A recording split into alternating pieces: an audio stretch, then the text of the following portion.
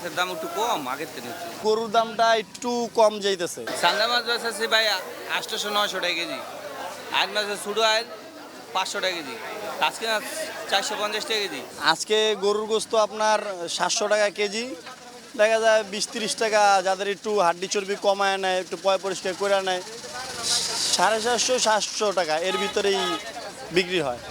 মাথার গোস আছে আপনার 400 টাকা কেজি, কলিজা আছে 700 টাকা কেজি। তারপরে আপনার একটা গরুর ভিতরে যাবতীয় যা আছে ফ্যাপসা, মাথা, কলিজা এভরিথিং সবই পাবেন। হাড্ডি ছাড়া গোস, হাড্ডি ছাড়া এই যে চাইনিজের গোস, এটা আপনার হাড্ডি ছাড়া 900 টাকা। চাইনিজে হাড্ডি চলে না। তারপরে হাড্ডিওয়ালা গোস যেটা, সেটা 700 থেকে 750 টাকা। এখন একটু গরুর দামটা একটু কম যাইতেছে, আশেপাশে সব জায়গায় বন্যা টন্যা, এই কারণে কম যাইতেছে। আলু হলো 55 টাকা, পেঁয়াজ হলো 110 টাকা, কাঁচামরিচ হলো 160 টাকা বিক্রি হইতেছে। টমেটো 120 টাকা, রসুন হলো 220। এইরকমই ছিল। কাঁচামরিচের দামটা একটু কমছে, গতকালকে থেকে 20 টাকা 30 টাকা করে কমছে।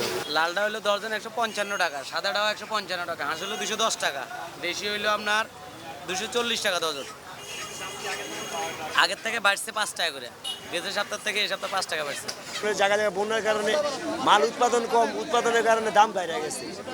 আগে লতি ছিল 70 টাকা 80 টাকা, মাঝখান দিয়ে দাম কম ছিল, তারপরে আবার বাড়ছে, আবার বেশি 50-60 টাকা, মোটামুটি নিয়ন্ত্রণে আছে। কিন্তু আগের চেয়ে মানে প্রথম তো একবারে শেখ হাসিনা যাওয়ার পরে মনে করেন যে দাম ছিল আগে চাইলে একটু বেশি, তারপরে একটু কম ছিল,